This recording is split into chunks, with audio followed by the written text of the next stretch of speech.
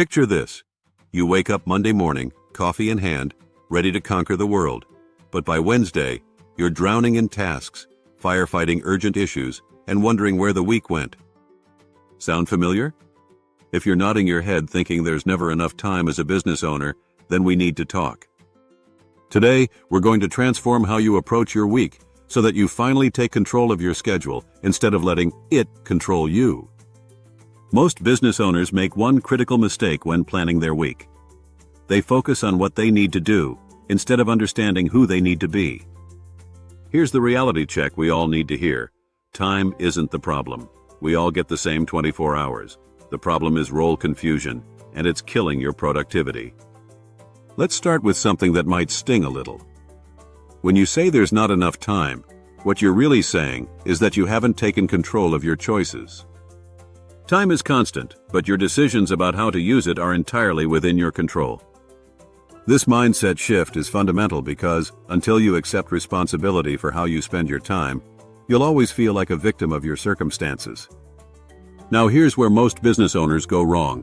They try to do everything. Marketing, sales, bookkeeping, customer service, product development, website maintenance, you name it. But here's what we've learned from working with successful business owners. Your primary job isn't to do everything. Your primary job is to grow the business. Think about it this way.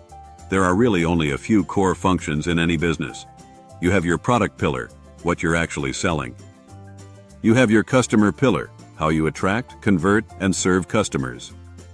And you have your business pillar, the operations, finance, and systems that keep everything running. Then there's your role as CEO, the strategic thinking, planning, and vision casting that drives growth.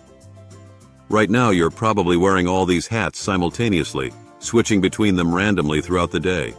No wonder you feel scattered and exhausted. But what if we told you there's a better way? Let's talk about Sheila, a marketing consultant who was feeling completely overwhelmed.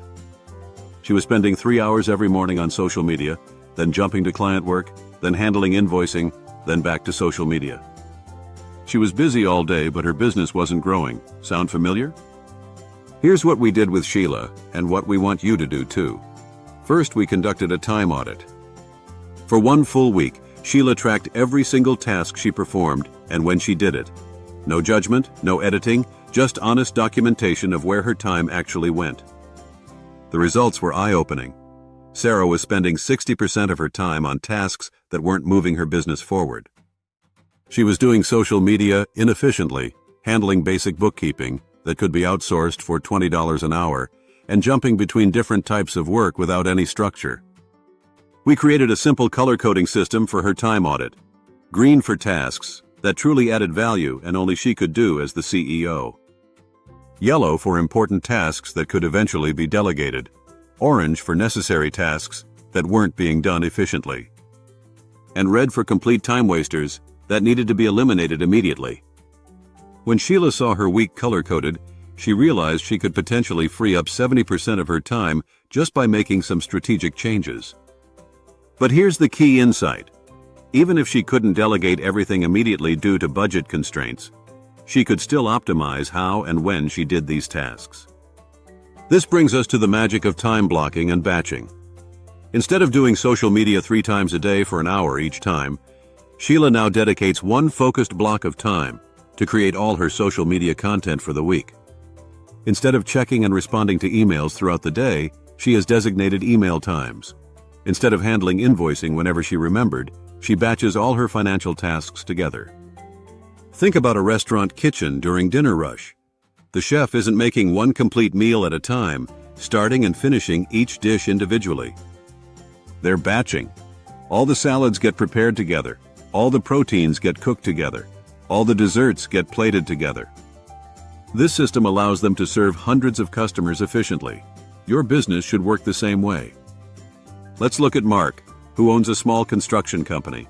He used to start every day reactively, checking his phone, responding to whatever seemed most urgent, then wondering why he never had time for business development. Now Mark starts every morning with a 30-minute planning session where he reviews his dashboard, checks his key performance indicators, and plans his day based on results, not reactions. Mark blocks his mornings for strategic thinking and business development because that's when his energy is highest. Client calls and site visits happen in the afternoon.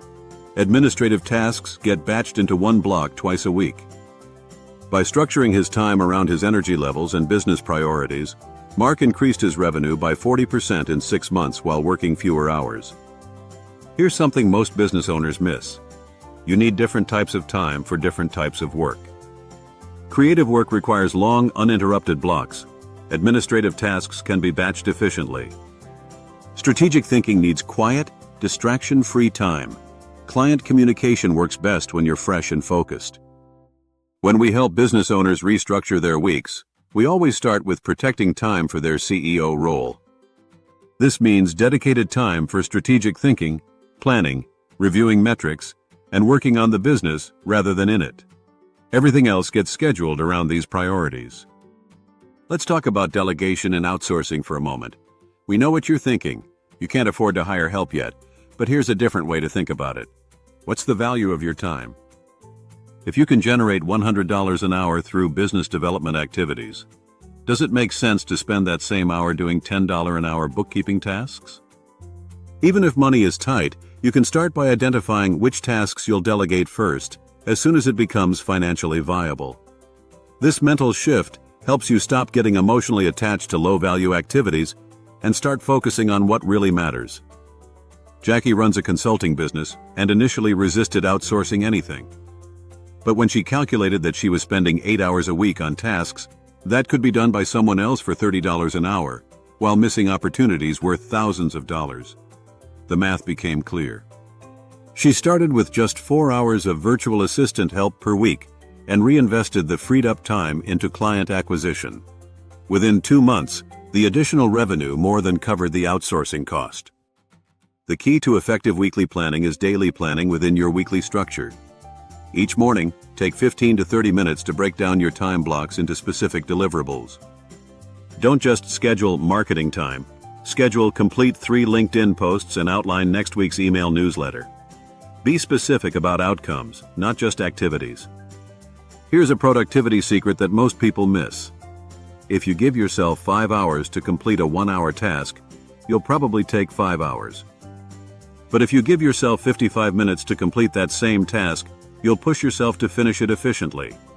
Time constraints create focus and eliminate perfectionism. Your weekly planning should also account for the reality that things change. Build buffer time into your schedule for unexpected issues. Have a system for quickly reorganizing your day when priorities shift. Flexibility within structure is what separates successful business owners from those who feel constantly overwhelmed. We've seen business owners transform their entire relationship with time by implementing these strategies. They go from feeling like they're constantly behind to feeling in control and proactive. Their businesses grow faster because they're focusing on high-impact activities. They experience less stress because they have clear boundaries and systems. Remember, the goal isn't to work more hours. It's to make the hours you work significantly more valuable.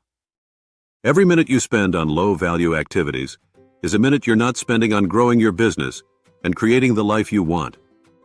This is just the beginning of what's possible when you start thinking strategically about your business operations. We've created a comprehensive free book that shows you exactly how to achieve operational excellence by systematically identifying and eliminating friction points throughout your business. This book will show you step by step how to optimize your operations so your business runs smoothly without constant intervention from you. If you want to take this even further, our complete business course shows small to medium-sized business owners exactly how to set up their businesses for success. You'll learn how to build systems, delegate effectively, and create the kind of business that works for you instead of the other way around. The course includes templates, worksheets, and detailed step-by-step guidance for everything we've discussed today and much more. Don't let another week slip by feeling overwhelmed and unproductive. Click the link in the description to get your free Operational Excellence book. And if you're ready to transform your entire approach to business, check out our comprehensive course by clicking on the next video or the course link in the description. Your future self will thank you for taking action today.